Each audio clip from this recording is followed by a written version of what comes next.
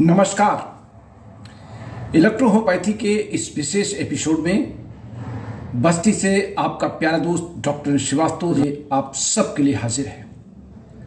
आज के इस प्रोग्राम में इलेक्ट्रोहोम्योपैथी से संबंधित अहम बातों की चर्चा होगी। पहली चर्चा इलेक्ट्रोहोम्योपैथी के हमारे शीर्ष हमारे सीनियर साथी डॉक्टर एम.एच. इदरीसी कानपुर की बात को लेके है। दूसरी चर्चा हमारे एक साथी एक कैंसर इंस्टीट्यूट के निदेशक कहलाने वाले उनकी बातों को लेकर है। अब हम बात कर लेते हैं डॉक्टर एम.एच. इदरीसी की। Doctor M H. इदरीसी ने कल एक बहुत अच्छा सवाल मुझसे किया और उन्होंने कहा मैं उनके सवाल को पढ़ देता हूं। मेरे व्हाट्सएप पे डॉक्टर एम.एच. इदरीसी ने लिखा तो मैंने उनसे कहा कि कल मैं अपने क्लास में इसकी चर्चा करूंगा आपसे।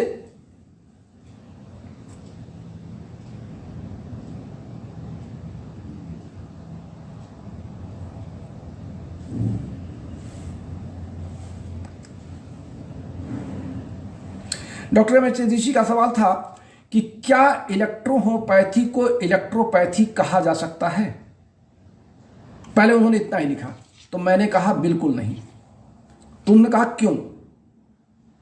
तो फिर मैंने उनको इलेक्ट्रो और होम्योपैथी की व्याख्या समझाई।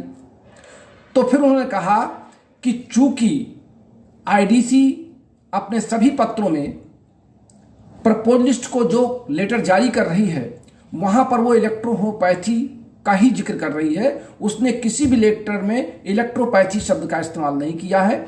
इसलिए जो लोग इलेक्ट्रोहोम्योपैथी को इलेक्ट्रोपैथी बना रहे हैं वो शायद इलेक्ट्रोहोम्योपैथी पर विश्वासघात कर रहे हैं, कुठाराघात कर रहे हैं और एक बड़ा आंदोलन किया जाना चाहिए कि इलेक्ट्रोहोम्योपैथी को इलेक्ट्रोपैथी ना कहा जाए। मैंने उनसे वादा किया कि मैं कल इस पर चर्चा करूंगा।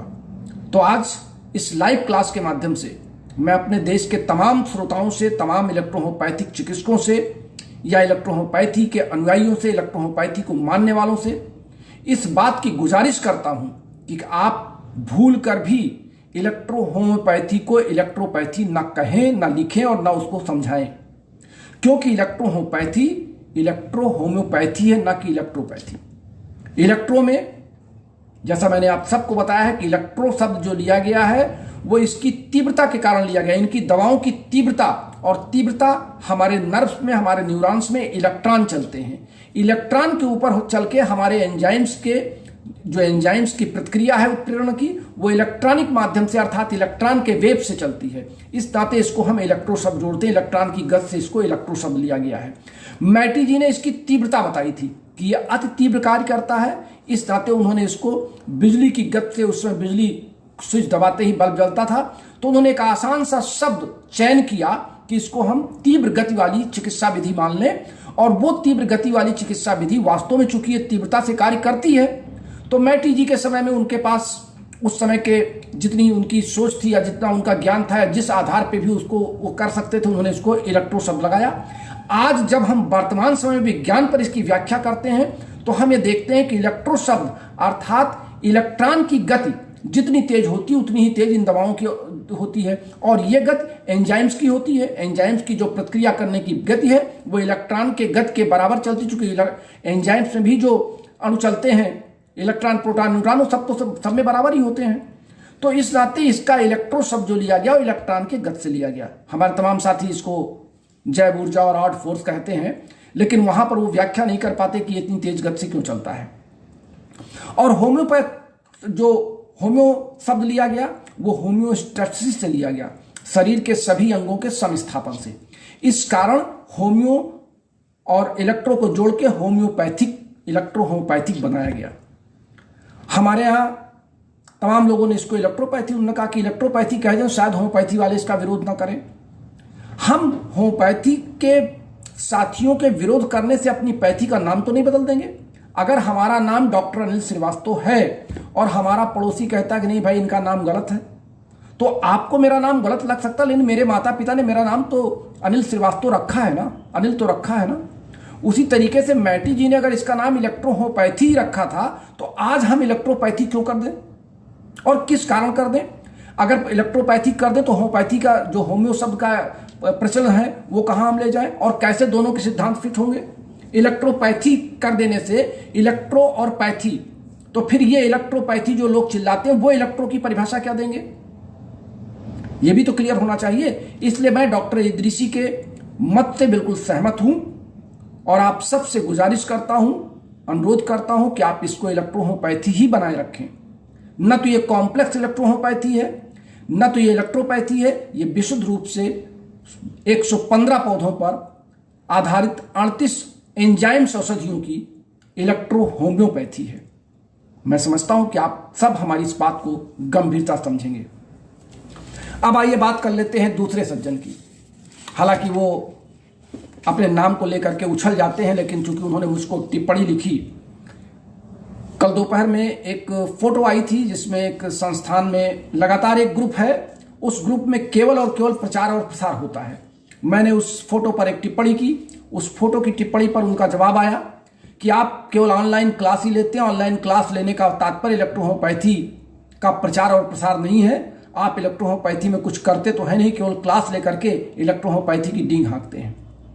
तो मैंने उनको लिखा, और आप सब ने ग्रुप में पढ़ा भी होगा, मैंने उनको लिखा कि इलेक्ट्रोहोम्योपैथी में जो मैं कर रहा हूं वो शायद इतिहास में लिखा जाएगा, या लिखा जा रहा होगा, या लिखा जा चुका होगा।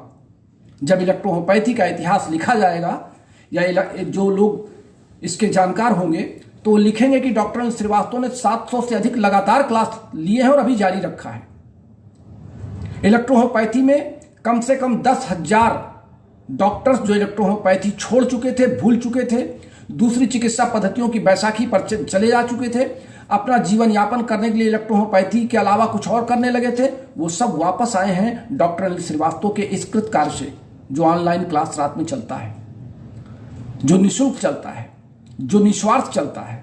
मेरा सिर्फ इतना स्वार्थ है कि आप एक अच्छे इलेक्ट्रोहोम्योपैथ बने। मैंने उनको यह भी लिखा कि मैं 4 से 5 कैंसर रोगियों की औषधि बना करके पैक करके पोस्ट ऑफिस के माध्यम से उनको घर बैठे पहुंचाता भी हूं और सस्ती देता हूं।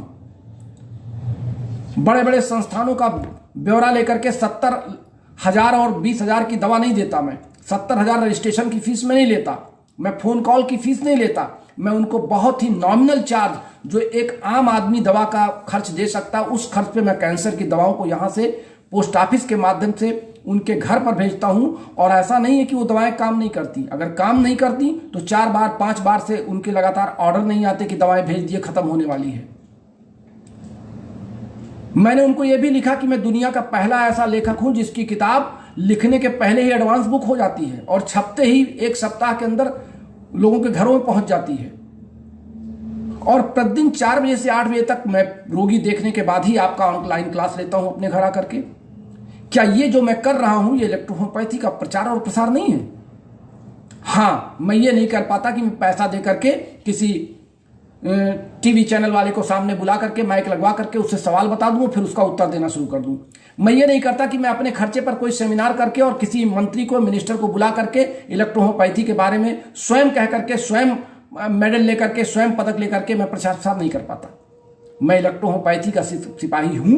इलेक्ट्रोहोम्योपैथी के बारे में मैं जानता हूं, बोलता हूं, और मैं ये भी जानता हूं कि जो लोग इलेक्ट्रोहोम्योपैथी में आज डींगे हाँक रहे हैं वो कभी मेरे बगल बैठने की हिम्मत आज से 20 साल 25 साल पहले नहीं करते थे। आज की तो बात ही छोड़ दीजिए।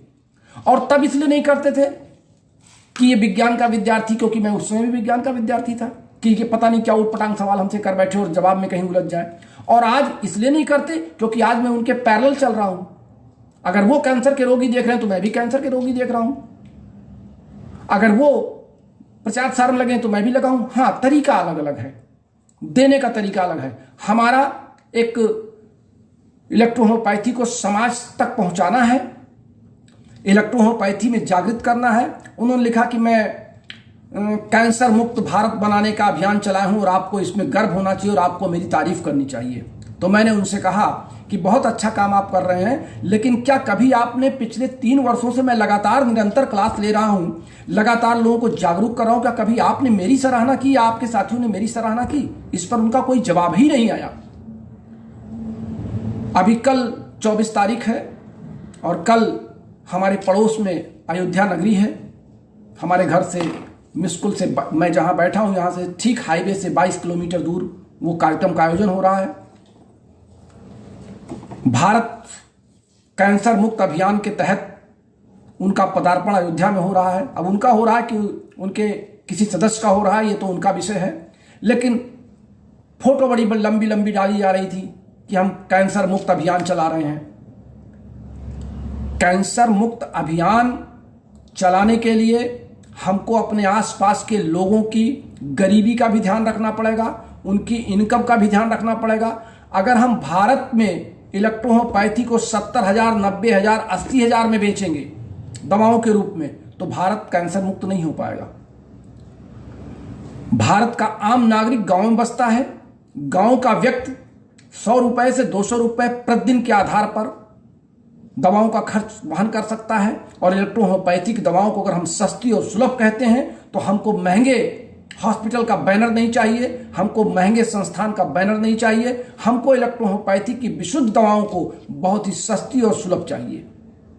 4,000, 5,000 रुपए महीने की दवा रोगी आसानी से दे सकता है, लेकिन अगर एक सप्ताह की दवा उसको 70,000 रजिस्ट्रेशन फीस और 20,000 की दवा दी जाए, यानी कुल मिला के 90,000 और रहने खाने का व्यवस्था करके 1 लाख रुपया लेके कोई रोगी इलेक्ट्रोहोमोपैथी की कैंसर की दवा ले, तो मैं समझता हूं कि ये हमारे देश का सबसे बड़ा दुर्भाग्य है। हम कैंसर मुक्त नहीं कर सकते बल्कि कैंसर का और बढ़ावा दे रहे हैं, क्योंकि आम आदमी हिम्मत ही नहीं करेगा।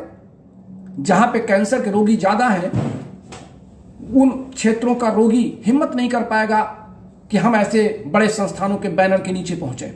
इसलिए मैं अनुरोध करूंगा अपने साथी से कि आप कैंसर के स्पेशलिस्ट अगर बनते हैं, इलेक्ट्रोहोमोपैथी के स्पेशलिस्ट अगर आप बनते हैं, तो सस्ती और सुलभ चिकित्सा प्रणाली को प्रचार प्रसार में लाइए।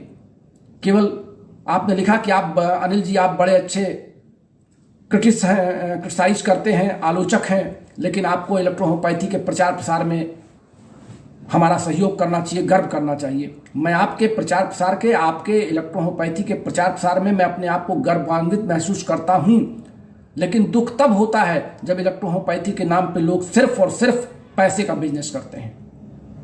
इलेक्ट्रोहोमोपैथी की दवाएं वही हैं, इलेक्ट्रोहोमोपैथिक दवाओं का खर्चा भी वही है। इलेक्ट्रोहोमोपैथी की 38 दवाओं का खर्चा कितना ये आम आदमी भी जानता है।